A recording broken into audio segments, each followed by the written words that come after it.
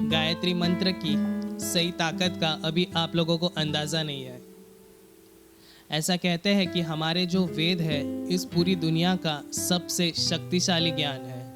क्या आपने कभी सोचा है अगर हमारे वेद इतने शक्तिशाली है तो गायत्री मंत्र को, गायत्री को तो इन वेदों की माँ कहा जाता है। जी हाँ, तो गायत्री मंत्र में कितनी शक्ति होगी।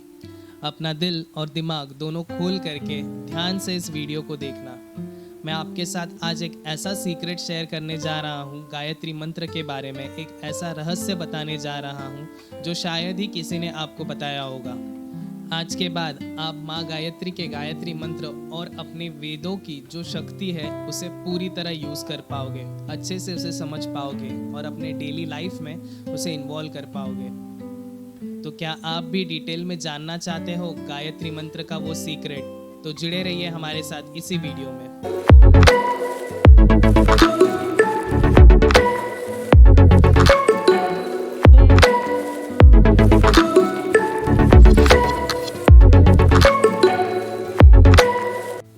नमस्कार, आप सभी का स्वागत है हमारे YouTube चैनल पर। चलिए आज के इस वीडियो को शुरू करते हैं।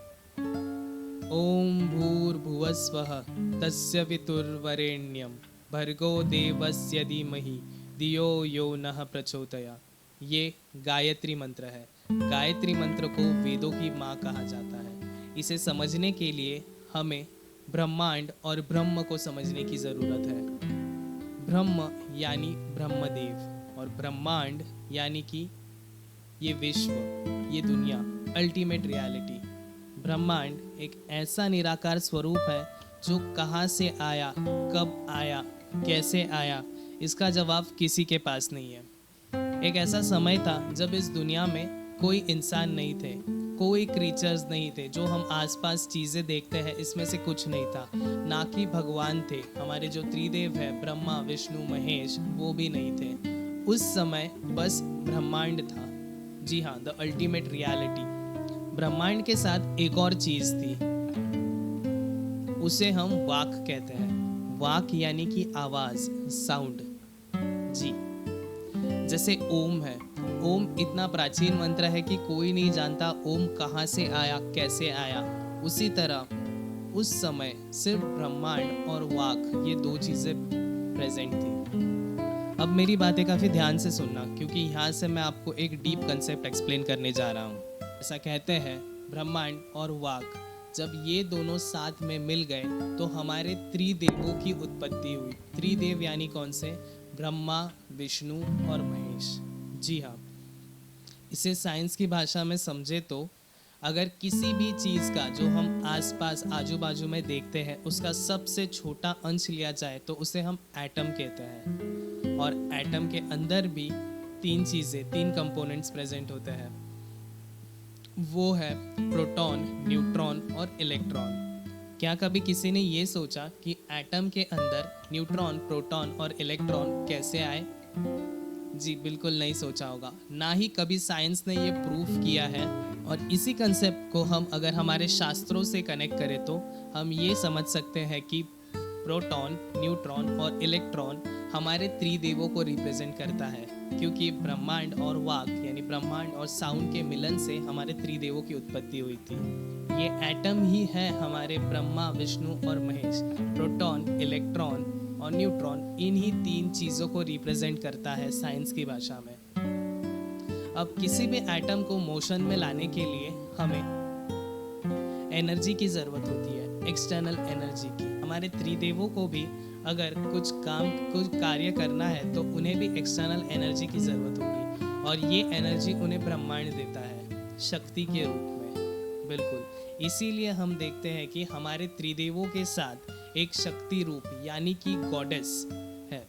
विष्णु जी के साथ माँ लक्ष्मी शक्ति रूप में है, ब्रह्मा जी के साथ माँ सरस्वती शक्ति रूप में है, और शिव जी के साथ माँ पार्वती शक्ति रूप में है। तो जैसे ही हमारे त्रिदेवों को शक्ति मिल गई, अब हमारे त्रिदेव मोशन में आ गए, यानी एक्शन में आ गए।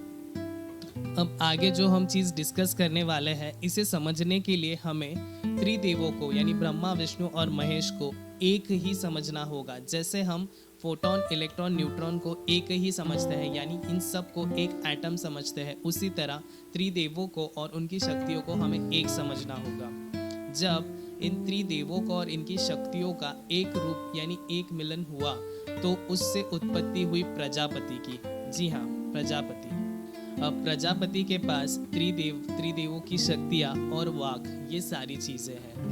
अब जब प्रजापति के पास ये सारी चीज़ें हैं तो उसमें इमेजिनेशन यानी सोचने की क्षमता डेवलप होती है, इसी रीज़न की वजह से।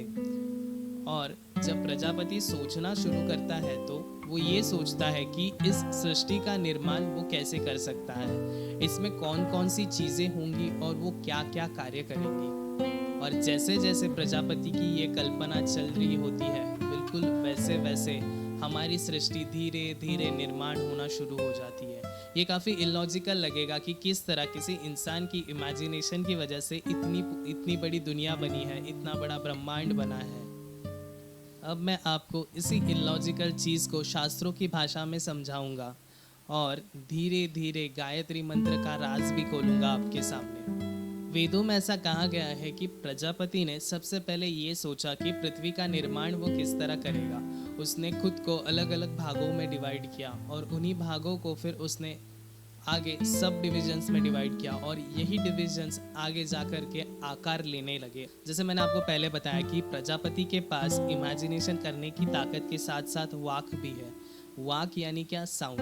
अब ये वो वाला साउंड नहीं है जो हम सुनते हैं। यहाँ वाक, हमारे शास्त्र उस चीज़ को कहते हैं जब भी हम किसी चीज़ को सोचते हैं, इमेजिन करते हैं, तो उसे हम हमारे मन के अंदर बोलते हैं, फिर वो हमारे दिमाग तक जाता है। ये जो बोलने की प्रक्रिया है, इसी प्रक्रिया को हमारे वेदों में, शास्त्रों में वाक कहा गया है।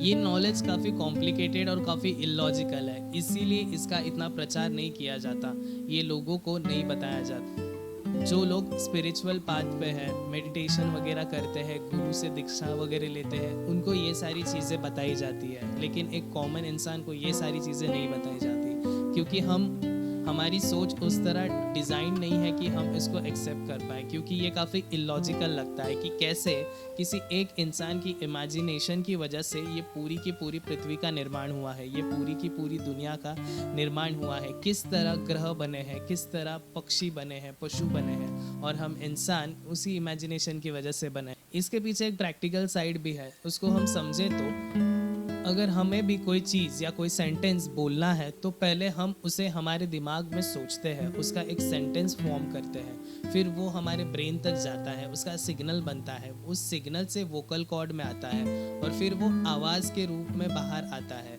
और हम जिसके लिए भी वो सेंटेंस या जो वर्ड बोल रहे हैं वो इंसान उस वर्ड्स के हिसाब से एक्शन करता है। यानी क्या, हमने कोई भी चीज़ डायरेक्टली नहीं की, उसे पहले हमने सबसे पहले उस चीज़ की कल्पना हमारे मन में की और वो कल्पना व्यक्त करने के बाद वो रियलिटी बनी। जैसे आपको अगर कोई मूर्ति बनानी है या कोई मूर्तिकार है जिसे कोई मूर्ति बनानी है, तो वो सबसे पहले वो पत्थर लेगा और पत्थर ले करके अपने मन में सोचेगा कि उसकी मूर्ति का रूप किस तरह होगा, और फिर उसी तरह वो धीरे धीरे उस पत्थर को तराशेगा और उसमें से एक सुंदर मूर्ति बनाएगा।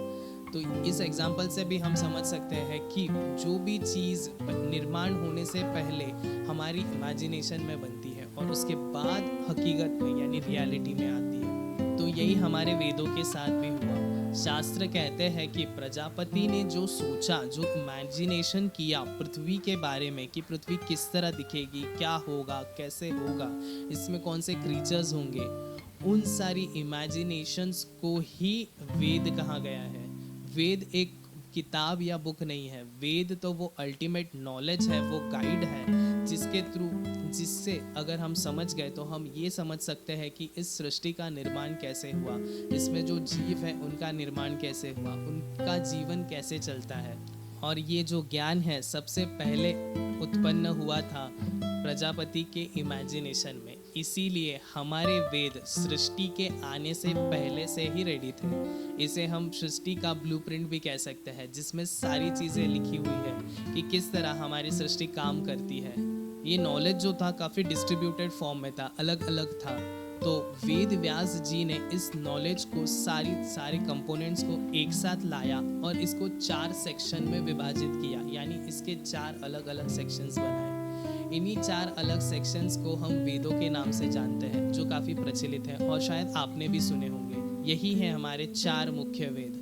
पहला ऋग्वेद, दूसरा अथर्ववेद, तीसरा यजुर्वेद और चौथा सामवेद। इस तरह हमारे वेदों का निर्माण हुआ वेद व्यास जी के जरिए। हमारे वेदों को समझने के लिए हम इसे इस तरह भी ले सकते हैं, ये एक तरह की बायोग्राफी है, ऑटोबायोग्राफी किसी इंसान की, उसके पूरे लाइफ की, उसकी इमेजिनेशन की, उसमें उसके सारे अप्स एंड डाउन्स, अच्छे बुरे इवेंट्स लिखे गए हैं, जिसे पढ़ करके हम अगर हमारी लाइफ में भी सेम सिचुएशन फेस करते हैं तो इनकी मदद से हम उन्हीं प्रॉब्लम्स को, उन सिचुएशंस को सॉल्व कर सकते हैं। इसीलिए इसके ज़रिए हम इस सृष्टि में किसी भी सवाल का जवाब ढूंढ सकते हैं।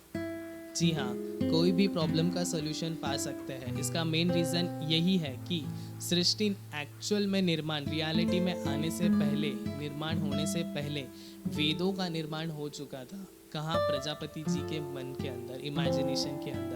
और इसी इमेजिनेशन को 4 भागों में डिवाइड करके वेद व्यास जी ने हमारे सबसे 4 मुख्य वेद हमें रिप्रेजेंट करे थे। चलो अब सीधा मुद्दे की बात पर आते हैं कि क्यों गायत्री मंत्र इतना पावरफुल है और ये आया कहाँ से। गायत्री मंत्र में गायत्री का मतलब होता है गाना, गायन करना। इसीलिए हम हमारे सारे वेदों को गाते हैं, कभी पढ़ते नहीं हैं। हमारे सारे वेद, स्क्रिप्चर्स एक पोयम के फॉर्म में, यानी कविता के रूप में हमें दिए गए। और जिस वाक से इस सृष्टि का निर्माण हुआ, इमेजिनेशन की वजह से, जो मैंने आपको कंसेप्ट एक्सप्लेन किया था कि उन्होंने जो थॉट्स उनके ब्रेन तक पहुंचाए थे, उसी थॉट्स को गायत्री कहा गया है हमारे शास्त्रों में। यानी गायत्री मंत्र ही वो वाक था जिसकी वजह से इस सृष्टि का निर्माण हो पाया। और यही रीज़न है कि गायत्री को वेदों की माँ कहा जाता है। अगर सारे नियम से गायत्री मंत्र की साधना की जाए, गायत्री मंत्र का जप किया जाए, तो आपके दिमाग में जो भी थॉट प्रोसेस चल रहा है उसे एक्चुअल में आप रियलिटी में ला सकते हो। इसीलिए ऐसा कहा जाता है कि जो लोग जनेऊधारी है, जिनका इनिशिएशन हो चुका है, जो गुरु से दीक्षा ले चुके हैं, उन्होंने ही गायत्री मंत्र का प्रॉपर अनुष्ठान या फिर गायत्री मंत्र का जप करना चाहिए। ऐसा कहीं लिखा नहीं है कि जिस इंसान का इनिशिएशन नहीं हुआ या फिर जो दीक्षा नहीं लेता वो गायत्री मंत्र नहीं कर सकता है, वो भी इंसान कर सकता है। बट इनिशिएशन वालों ने ही क्यों करना चाहिए, वो इसी वजह से क्योंकि इनके थॉट्स काफ़ी प्योर होते हैं, काफ़ी क्लियर होते हैं। और अगर ऐसा इंसान जिसको प्रॉपर स्पिरिचुअल गाइडेंस नहीं है, वो गायत्री मंत्र को पढ़े और गायत्री मंत्र जप करते वक्त अगर उसके दिमाग में कोई नेगेटिव थॉट या नेगेटिव इमेजिनेशन चले तो वो नेगेटिव थॉट्स एक्चुअल में रियलिटी बनना चालू हो जाएंगे उसकी लाइफ में। इसीलिए प्रॉपर नॉलेज और प्रॉपर स्पिरिचुअल गाइडेंस के साथ ही हमें गायत्री मंत्र की साधना करनी चाहिए। होप आप सभी को ये वीडियो अच्छा लगा होगा। इस वीडियो में हमने जाना कि किस तरह हमारे वेदों का निर्माण हुआ, क्यों गायत्री को वेदों की माँ कहा जाता है और गायत्री मंत्र का एक्चुअल यूज़ क्या है। हम इसी तरह के इन्फॉर्मेशन भरे वीडियोस लाते रहते हैं। अगर आपने हमारे यूट्यूब चैनल को सब्सक्राइब नहीं किया है तो हमारे चैनल को सब्सक्राइब कर लीजिए, साथ ही साथ बेल का आइकन भी प्रेस कर दीजिए, जिससे जब भी हमारा कोई नया वीडियो लाइव होगा तो सबसे पहले आपको नोटिफिकेशन मिल जाएगा। और हाँ, एक और बात, अगर आप आपकी लाइफ में कोई प्रॉब्लम से डील कर रहे हो या फिर ऐसा कोई सवाल है जिसका आप जवाब जानना चाहते हो, तो आप हमसे कांटेक्ट कर सकते हो। डिस्क्रिप्शन में आपको हमारा ईमेल आईडी और व्हाट्सएप नंबर मिल जाएगा।